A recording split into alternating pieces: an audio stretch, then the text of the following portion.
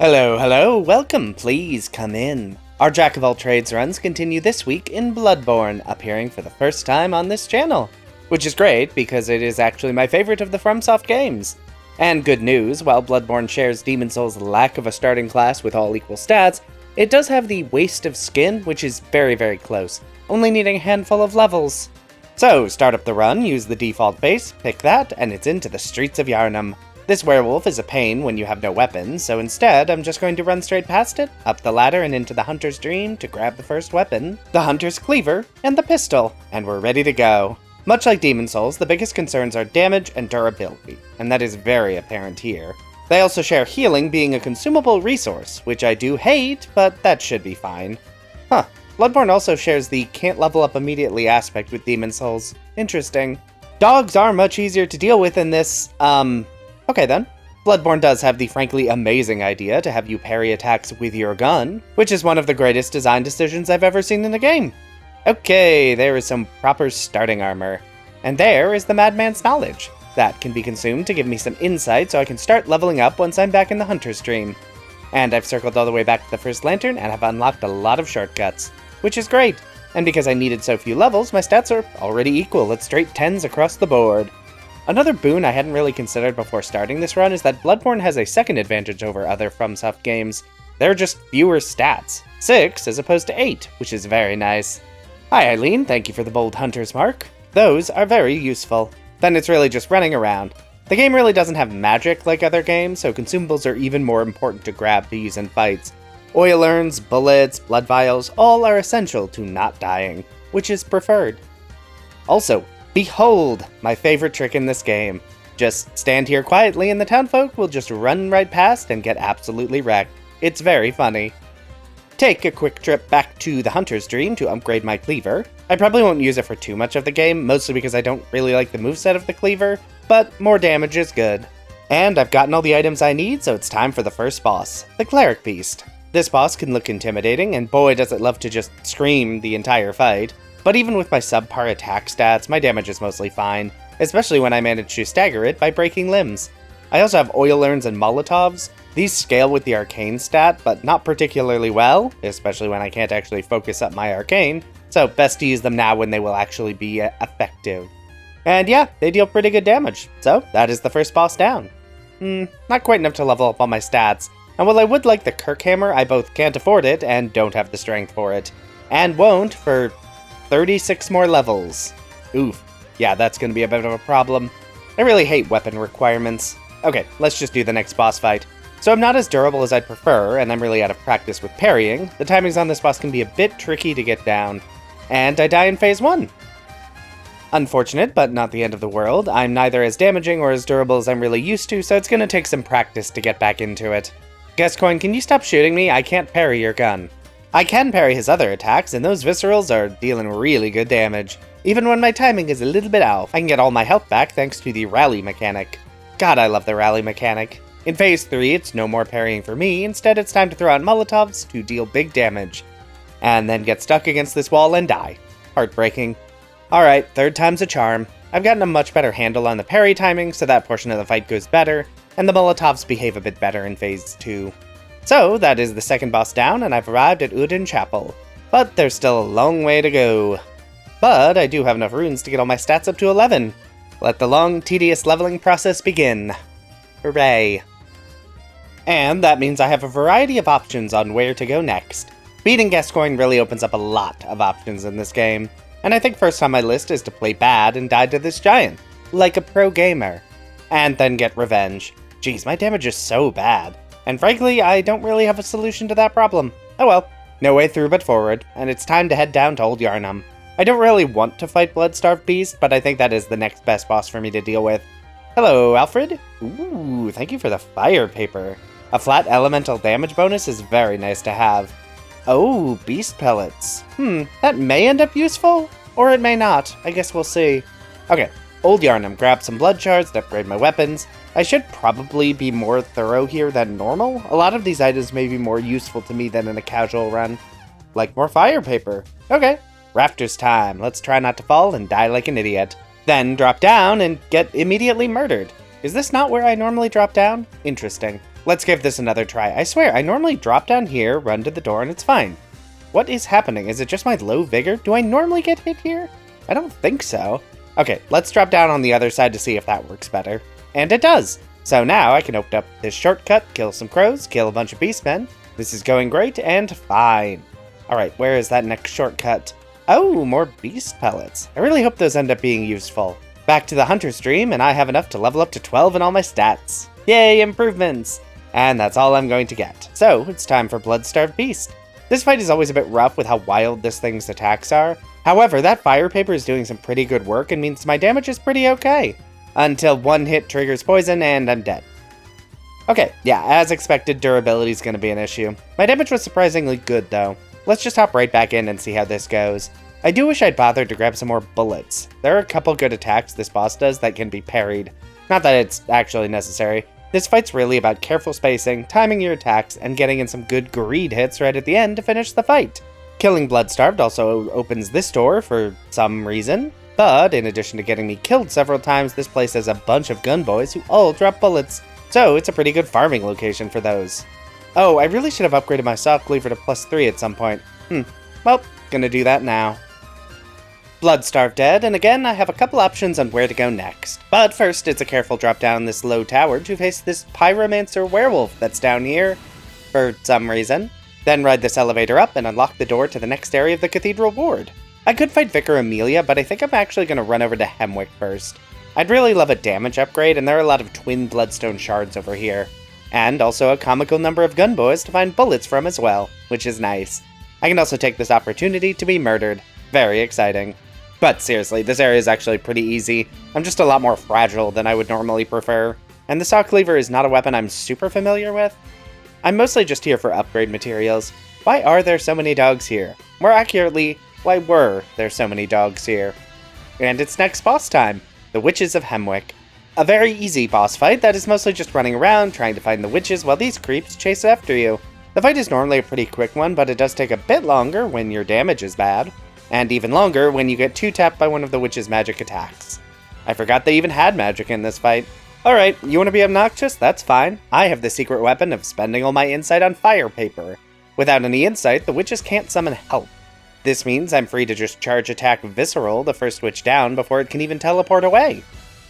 I do have to then be a bit more careful, just to be sure I don't get hit with a spell from the witch I'm not bullying, but that's not too threatening despite my lack of health.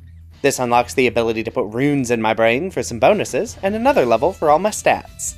And even some weapon upgrades I probably should have done before hopping into that fight, but that's fine. It was fine. I don't think I'm going to do Eileen's quest, but I'm undecided, so let's team up to kill this idiot. Which goes... okay, that still counts. Okay, now it's time for Vicar Amelia. This fight isn't that hard, though. You just need to stick to her side and be careful about some of her ruder attacks. The good news is I spent all my insight on fire paper, and fire paper does really good damage to this boss. So that was a pretty easy W. Hopefully that lasts. Ooh, close to another batch of levels, but I don't think I actually have that much cold blood. Oh well, I just need to be sure I don't die and lose all my souls, and I can grab more from random enemies while running around picking up random items in the Cathedral Ward. And then into the Forbidden Woods, which is next on my list. Oh, but I can also go back and get all my stats up to 14. But before I head into the Forbidden Woods proper, it's time for a run into the DLC. Not to actually make any meaningful progress here, but I will be doing a bit of a run-and grab for this Beast Hunter Scythe, my favorite weapon in the game. Not sure how well it will actually do when I don't have the stats for it to scale super well, but it's a very fun weapon. Distractingly fun, it would seem. Let me just run right back over there and then die again. Yeah, I'm really starting to feel that lack of HP, and there really isn't anything I can do about that in this game. I do think there's a rune for like 15% more health, but that's it, and 15% is not that much, in fact. So many fun items around here, none of them are actually that useful, but you know. Ooh, a bagman. No thank you. I will be saying a hard no to the bagman. Then, gotta deal with the snakehead boys and talk to Buckethead and unlock a shortcut. And wow, that's a lot of Bleckos. Not enough to level up yet, but I can do some upgrading of my scythe. Next on the docket is the Shadows of Yharnam, but I think I want to do some side quests first, which means dying to this Bagnan and ending up in Yhargul. Hello, ma'am. Please return to Uden Chapel. Thank you. Then I need to get those 30,000 runes back. No idea why I decided to do the side quest with 30,000 souls on the line, probably because I'm stupid. But I really unlocked Yharnam to grab the Moon Rune, which increases Blecko gain, so I can hopefully level up a little more consistently. And pop a few Cold Bloods and my stats have all been raised again. Hooray! And since my soul count is low, I think I should just rush the boss. Shadows can be a bit difficult to fight, especially when my vigor is 15. So this fight is really a test of keeping track of all 3 shadows at once, because if you lose track of one, you can get absolutely wrecked before you know it. My favorite strategy is to take out Katana Boy first. He is more melee aggressive than the other two, and is very easy to parry for big visceral damage. I mean, my stats are terrible, so big is generous, but bigger than basic attacks. Once he is dead, you split focus between the 2 remaining shadows. You want to keep both alive as long as possible, as once only one is left, they start summoning giant snakes. I see. It seems I misunderstood the mechanics behind the snakes. To be fair, I haven't actually fought this boss that many times, because I've actually only died to this boss once before that in all of my playthroughs. That's a bummer. Okay, back into the fight, and Phase 1 is the same. Parry Katana Boy to death. In Phase 2, I think the issue is my damage is bad enough they are staying at low HP too long, maybe? Good thing is I have all this fire paper to buff my damage. And while they do still summon a bunch of snakes and almost kill me several times, I do manage to win the fight on the second attempt. Okay, considering my stats, not bad. Okay, let's go ahead and loop through the Forbidden Woods into the Poison Swamp and up this comically large ladder to reach Yusefka's clinic. Mostly to kill some wobbly boas and get some nonsense. Nothing too exciting here. Okay, now it's time for Bergenwith. This area is very short and mostly not too bad. This squid boy is particularly problematic though, especially when my attacks don't stagger it. Better get those 40,000 runes back. Okay, that could have been bad. Thank you very much, Fire Paper. You're the real MVP. And then comes the real villain of this run. That spell. I don't know who designed the spell, but they are my enemy, because there just doesn't seem to be any way to consistently avoid its damage, which would be fine if it dealt a reasonable amount of damage, but instead it one-shots you. Several times. Alright, I think this choir person is going to get to live because I can't be bothered with this nonsense. Close-ish to a level. Do I have enough cold blood for this? Let's just eat all the cold blood. Okay, that gets me up to 16s across the board. Nice. And that means ROM time. I now have the empty Phantasm Shell, which does give a little magic buff to my weapon. It's not a huge buff, so I'm not sure if it's actually good, but it's something. The ROM fight itself is not difficult, more tedious, because you really need to kill all the little spawning spiders, and in Phase 2, you need to dodge spells from ROM. And everything in this fight deals weirdly high damage, even when you have actual vigor, which I do not. It's very strange and not particularly fun. It does take 2 attempts, which is a bit of a bummer, but eventually ROM finally goes down, and the moon has risen. It's actually pretty close to the endgame now, which makes the considerable amount of footage left to get through concerning. But let's pretend everything is good and dive into Yharnam to die very quickly. Okay, let's try this again. Oh, the upper cathedral key. I may do that. And the tiny tonitrus. Oh, I'm never going to be able to use this. Never mind. At least there are a lot of chunks lying around. My stats may be bad, but at least I can get weapon upgrades. And I'm very tired of being thorough in this game, so instead I'm just gonna fight the next boss, the One Reborn. Which starts with killing these bell women so they don't interfere, and then beat up the boss. Very Tower Knight, actually. Though the Tower Knight fight is a lot less annoying, mostly because hitting this boss at all can be pretty annoying. Not sure why they thought it'd be fun to make the boss able to hit you from literally every point on its body. It just makes landing any hits at all kind of annoying. Oh well, not actually that difficult. The chunks can get my weapon up to +7, and the souls can get my stats up to 17. Hooray! And it's time to hop into the dream and into whatever this place is again. And then it's into the Nightmare of Mensis. Oh dear, my damage. I really need to be dealing more damage. At least I got some more chunks. Alright, we're in the endgame and it's gonna be rough. The thing with leveling all your stats equally is that challenge decision compounds on itself. With the further you get in the game, the worse your relevant stats are to where you actually want them to be. And that's becoming increasingly true. And I really don't have any meaningful way to fight the random enemies here, because they just aren't worth it. And that's 19,000 Bleckos gone. Love that for me. Okay, it's fine. That's not that many. It's fine. Oh no, not Micolash. Micolash is the worst. Probably the worst FromSoft boss ever made. It's really bad. And my damage is bad, and I feel like it's cheating that Micolash can cast infinite spells when I have a bullet limit. Oh no. This is gonna be a while. This is gonna be a real long time. Oh, and what if I had to run halfway across the map every time I need to redo the fight? Which is a lot, because my damage is bad, my health is bad, and this idiot has this stupid laser attack. This is going to be a whole thing, isn't it? Okay. I need a break from dying repeatedly. Time to head to the frontier to grab some chunks. And die a bit more. As a treat, I guess. Okay, it's back into the fight, and I am going to get Micolash dead. Because I'm sick of him existing. But this time, I have an actual plan. Sir, you need something? Okay. Didn't even make it to phase 2. That's fine. Alright. Another attempt, because Micolash has a weakness. And that is that he is human, and therefore can be knocked over like a chump thanks to the Beaster item. Not a perfect strategy, evidence here, but it only takes 2 bullets per use and frees me up for a couple attacks.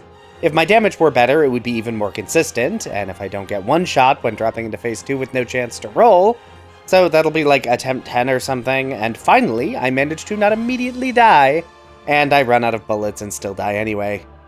Micolash! Okay, much as I love the moveset on the Scythe normally, my stats just mean my damage is not good enough, and punishing a humanoid enemy that's been knocked down is not the Scythe's best use. So it's time to level up Ludwig's Holy Blade, which is probably the best weapon in the game. And this time I really get to punish him with Big Sword and Small Sword, and finally, the jerk is properly dead. Good lord, that sucked. Oof, that's rough. But it is done. Only 3 bosses left to go, but I should run a few errands. First is to get the 1/3 umbilical cord, and then... actually, why are these people still alive? Much better. I kind of just wanted to get some souls for leveling up. I guess I can head up to the upper Cathedral Ward. That's good for runes. And there are chunks up here, which I really need, because my weapons are only +7 and +8 respectively, and I really would like some more damage for this. Well, there goes 60,000 runes. That's mostly fine, though. The next area after Micolash is actually one of the best farming spots in the game, so I may as well clear the path to Murgo's Wet Nurse, which will also clear the path to excellent grinding. As you might expect, this takes a few tries thanks to bad health and worse gameplay.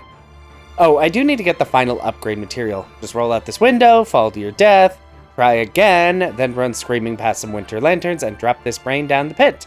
And there's the chunk. I can then ride down this elevator, and I don't have the gesture for this. Where's the gesture for this? Upper Cathedral Ward. I'm stupid. Well, at least I can get my Holy Blade up to +8, and it's back to the Cathedral Ward. The Slurpy fellas are weak to piercing damage, so the Holy Blade is actually quite useful here. I mean, I still die like 6 times because they love to stun me with magic and then grab one-shots me, but that's fine. All in all, I think I just lost 100,000 Emblecos here, so not great. And there is the gesture, so it's back to Murgo's Loft to ride the elevator down, do a pose, and grab the better moon rune, which continues to increase rune acquisition and stacks with the other moon runes. And even more grinding gets my stats up to 18s across the board, which is still pretty bad, but it is better. Then back over to Yusefka's clinic to grab another 3rd umbilical cord, and it's boss time. This boss is not generally very difficult, but it does usually get some stray hits in. Interesting. Let's try that again. And good to know that it can one-shot me. I guess I should switch to my highest physical defense equipment. I don't think the boss has any non-physical attacks. Okay, so I'm dodging badly, but at least the outfit change made a difference. Seriously, Past F, what are you doing? Are you trying to get hit? Do better. Also, fun fact, this boss's transition into Phase 2 has a hitbox and can be dodged for some reason. Which I do manage on the first attempt, but it doesn't actually mean I win, because I just refuse to time the dodge of this attack correctly. Yeah, I think I need some more health and damage. Not a ton, but I need something.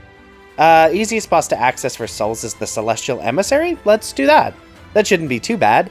And wow, am I wrong. The little guys actually take a decent number of hits, and they are respawning faster than I can really kill them. And Phase 2, when the main enemy is big, is not better, because he just insists on being surrounded by the little guys, and he hits like a truck, which is not good.